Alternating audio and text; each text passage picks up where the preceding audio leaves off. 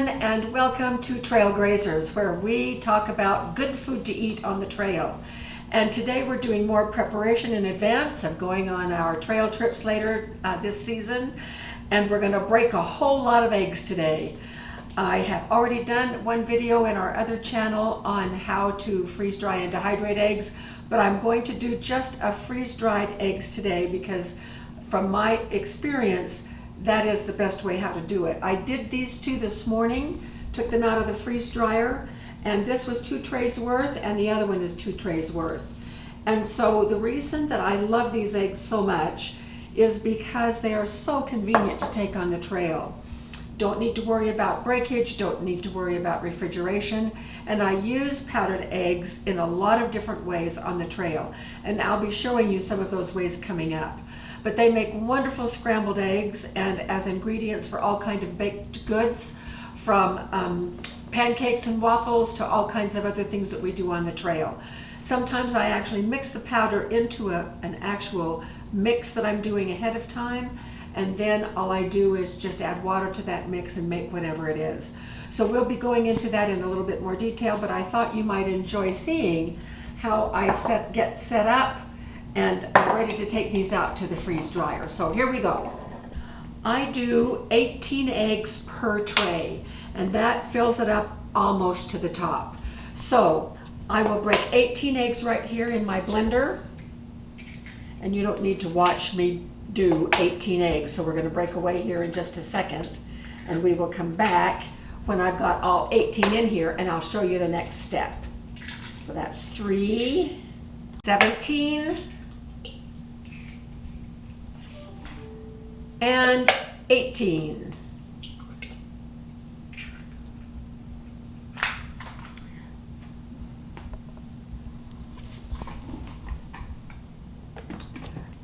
Okay, here are a couple of things about freeze drying eggs that are really important. First of all, I do whole eggs. You can do whites alone or yolks alone. For me, that's too much fuss, and I have not had the need yet on the trail or otherwise to have just freeze-dried whites or yolks. But that time may come, and if so, I will do it. But right now, I have 18 eggs right here, and I just barely mix them up, not a lot. I pulse it about twice.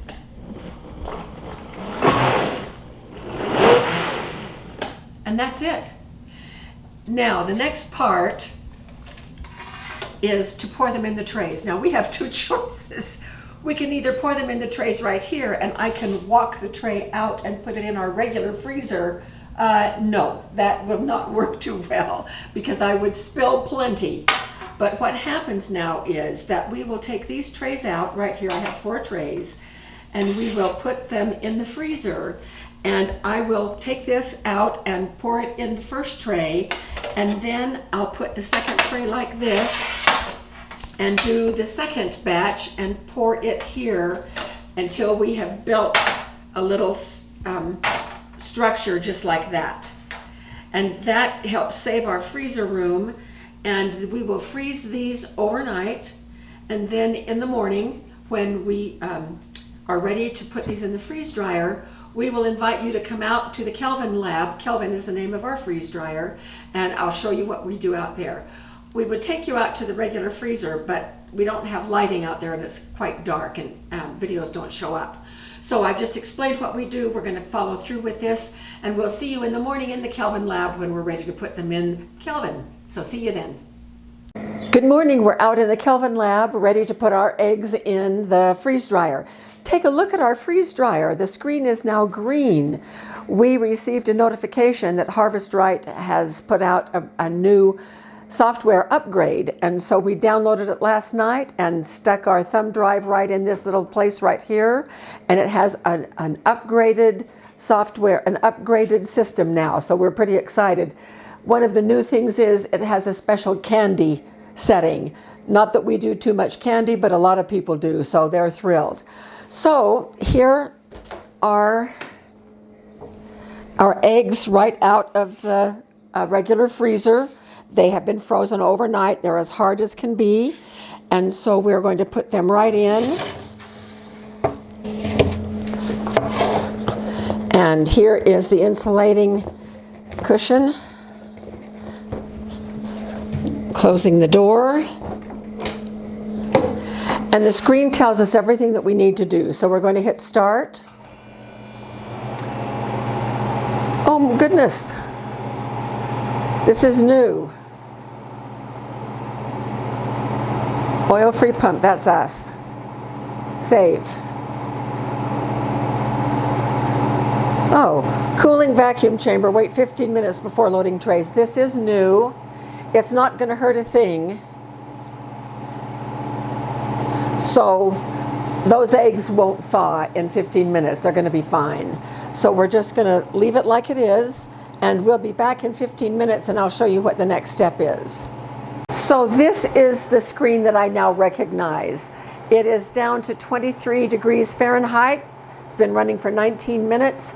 And we have to load the trays, which we've already done, and close the drain valve. So I'm going to close the drain valve. Continue. And it is freezing. Warm room temperature, batch processing times may be longer. So we're going to turn on the air conditioner that we've recently installed in here to cool this room down. So we will be back. This probably is going to take 27 to 28 hours. That's the standard time for this to do eggs. With the new software, I'm not for sure, but probably we'll be back in the morning with a finished product and we'll go from there. We are competing with noise from the freeze dryer from Kelvin. It finished its process about 20 minutes ago, and it just automatically added with this new update in the software, it automatically added an additional 2 hours of drying time. These eggs have been going 31 hours. That is longer than any other batch of eggs we've had. So I'm going to cancel the extra dry time. It says right here, extra dry time. I'm going to cancel it. Oh, that's better. So now I'm going to open the I'm going to open the drain valve, checking to be sure there's no water in here.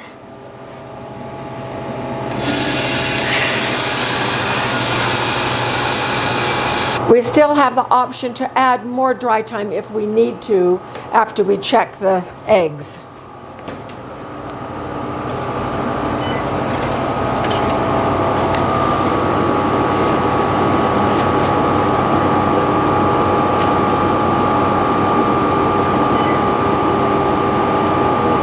I'm checking for cold spots and wet spots. And that was the thick end of these eggs. They're fine. They're beautiful. We're going to take the trays in and I'll meet you in the kitchen. Wow, 31 hours to do this batch of eggs. That is a record for us. Usually I went back and looked in my logbook and they're between 27 and 29 hours usually. So this new, I can easily blame it on the new upgrade for the software, may be the reason why, but I don't know. We'll see. All right, so I have these two tools that I use a lot when I am going to be powdering a product. This is my Vitamix. So this is generally what I do. With this little tool scoop, it has edges on it has little walls on the side, which makes it convenient.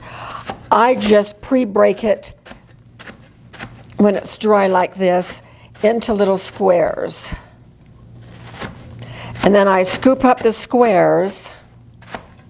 I could almost just flake this. It's so dry, which is good. And then I just scoop it up. And I have learned not to try to do too much at a time. And I have this big wide funnel that fits in the jar, which is very helpful. I'm going to set this other clean one over to the side. And I'm going to put about this much in the container, trying not to make a mess. And then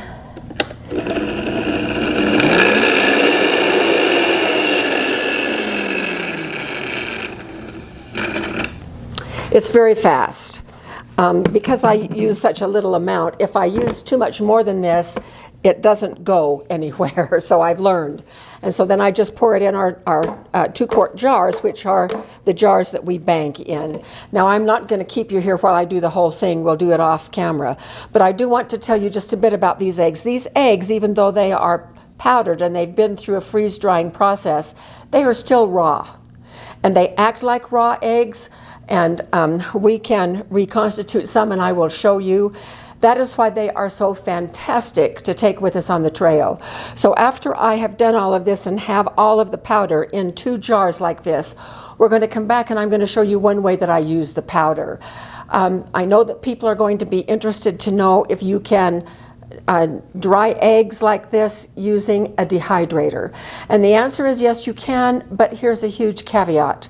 With the hydrators, it is really easy for them to get too hot and cook the eggs instead of dry the eggs. If you cook the eggs, the consistency is going to be very different when you try to use them. So I do prefer a freeze-dry method for this. If you can really control the temperature on your dehydrator, keep it below 140 degrees, between about 135 and 140. That is the optimum temperature for you to dehydrate these eggs. So I'm going to continue with this and we'll be back after this is done. Oh my gosh, I can't wait to show you what I just figured out. These eggs are so dry, drier than any batch we've ever had, so I'm really grateful for that. That 31 hours did a fabulous job on these. I get so tired of working with doing eggs in my blender. It is such a mess. But these are so dry, they just practically crumble in my hands.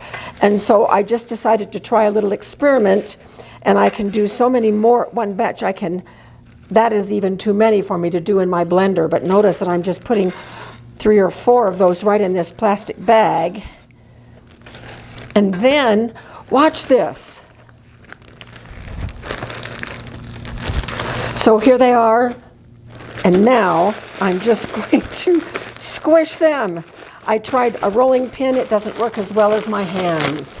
And this just takes seconds, whereas sometimes I have to run my blender 2 or 3 times to get a batch this squished. So this powder is beautiful. It is fluffy. And I am very pleased. All right, look, this is our yield. 2 2-quart jars, a gallon of egg powder. Now I am just going to vacuum seal these. These are, sometimes I put oxygen absorbers and vacuum seal. Not today. These are so dry I don't need to do both. I'm perfectly confident. And so this is our Weston sealer with the food saver attachments, which just happens to fit, so that makes it really nice for us. Okay, here they are, both vacuum sealed. They are beautiful. One of the checks that I do when I do powdered dried food is to roll it in the jar. If it rolls easily and it doesn't stick together, that is an indication that there's not a lot of moisture in there. And these, I could tell they felt so dry. Now, eggs have a bit of fat in them because of the yolk, and I can tell that. My fingers are just a little bit greasy there, but this is still very flexible and rolling just fine. I am thrilled with these eggs. Now I'm going to get this stuff cleared away and we're going to come right back and I'm going to show you how I use these on the trail. I do have a little bit of news, kind of exciting news. Next week I'm going to be releasing an ebook on a guide to freeze-drying foods at home. We released a book last week with my sister on protein bowls. And I have a new bookstore, a RoseRed Homestead bookstore that Trail Grazers is also a part of. And so this freeze-drying book works both for RoseRed and Trail Grazers. And so it's going to be a lot about freeze dryers, and it will include information on the new software upgrade. So what I'm going to show you first today, and this jar of eggs is not from the batch that we just did.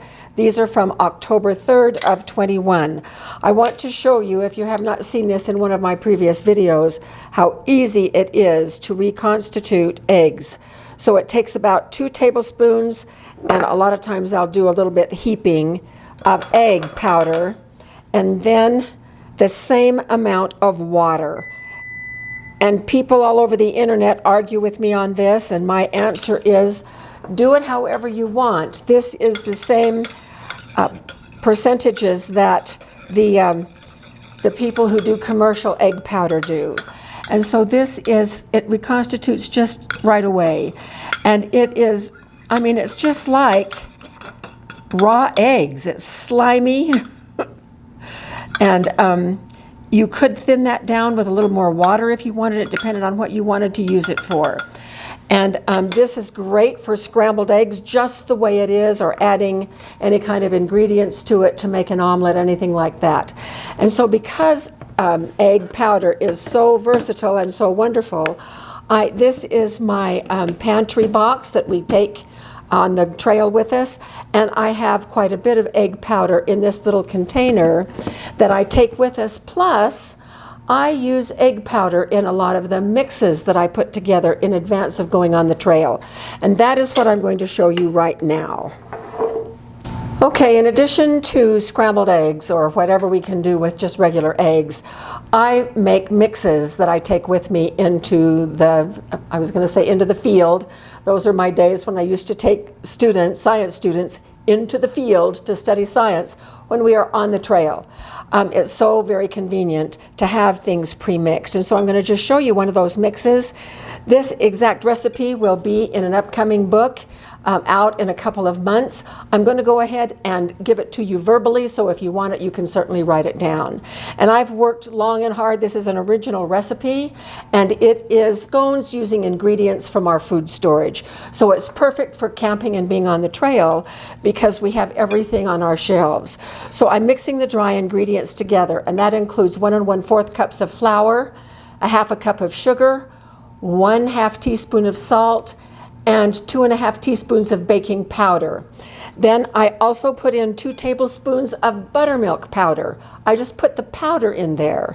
And now I'm going to be putting in 2 tablespoons of egg powder. This is 1 egg, and I'm just going to put the egg powder in there.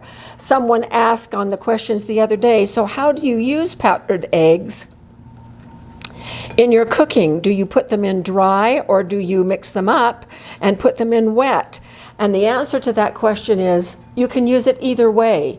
For my dry mixes, of course, I put the powder in dry, because then what I will do is I will take just these dry ingredients and I will put it in a container like this, and then I can take it with us on the trail. Or sometimes it is more convenient to just bake those scones here at home and then take them already made. It depends on where in our trip we are wanting to have scones. So let's go ahead and put the rest of this together. The next thing I'm going to do is I have a 1/2 cup of ghee right here. And you can use shortening or butter if you don't have ghee. I make my own ghee. And then I'm just going to cut this in with this pastry blender. Okay, so here it is. It's all about the same crumbliness. And if I was going to make these scones like the night that we got to camp, I could even package it up like this with the ghee already embedded in it. We take ghee with us. That's what we use for our butter when we're on the trail. So I do have ghee with us when we go, just in a little 8-ounce jar. Okay, now what is next? Well, I have got to account for the liquid that I would have used reconstituting the buttermilk and the eggs. So I'm going to add a little bit of extra water, 4 tablespoons, 2 for the buttermilk and 2 for the egg. So I have about 2/3 of a cup of water, but I'm not going to add all of it, and I'll show you why in just a minute. But this is about the amount of water that I need. Then I want to put in some kind of extract. This recipe is versatile. It is meant to be versatile.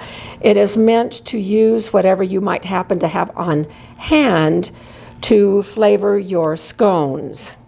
And so what I'm going to use today, oh boy, was that a lucky catch. I'm going to use some pumpkin pie spice because it's going to go with the add-in I'm going to do here in just a minute. I love how this smells, and I'm putting in about a teaspoonful. Tighten that down tight. And then when I looked in my refrigerator, which is what I usually do when I'm making these scones to see what I have on hand, here's about a half a container of whole cranberry sauce that I opened a while back. Still very good, so I'm going to spoon that cranberry sauce in here. And you can use mashed bananas or applesauce, or we have some freeze-dried cherries that I could reconstitute and use the cherries. I'm not putting that little bit of liquid in there, although I could. And then I'm going to add, just for a little bit of zippiness, some orange zest. Part of the liquid, I'm just going to squeeze some orange juice in there. Won't that make it good? So this is why I kept some of the water out. This should be a pretty thick dough.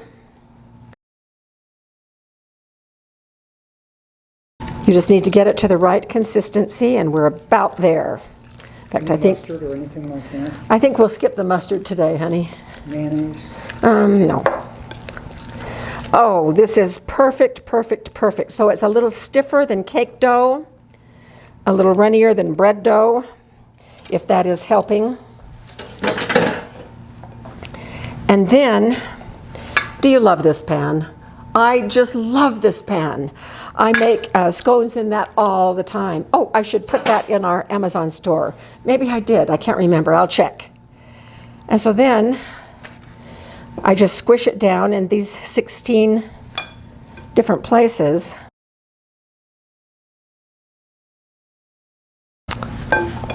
I think that's going to do it. In the oven they go, and we'll come back when they are out. All right, look how beautiful. Just out of the oven. They've been cooling for about 5 minutes. So I'm just sort of going to have to help them along here because they came up so high. Well, they came out pretty clean. I just slid them off the rack. So I'll put them back on the rack. And then you can frost these if you want. Jim and I don't ever do that. They are not super, super sweet, and we don't need super sweet. You can dust them with powdered sugar. Once they cool, they go into plastic bags, and then we can take them on the trail, or we can use the mix to mix up a fresh batch. If I'm taking my propane oven, outdoor oven, we can do that. Well, this one came apart, so what could I do except try it? It is delicious. That orange, little bit of hint of orange is perfect with the cranberry. Every time I do these, they come out different because I do different things with them each time. So a very versatile recipe using our freeze-dried eggs. Thank you for being with us as we made our scones using freeze-dried eggs and food storage ingredients, and we hope to see you on the trail.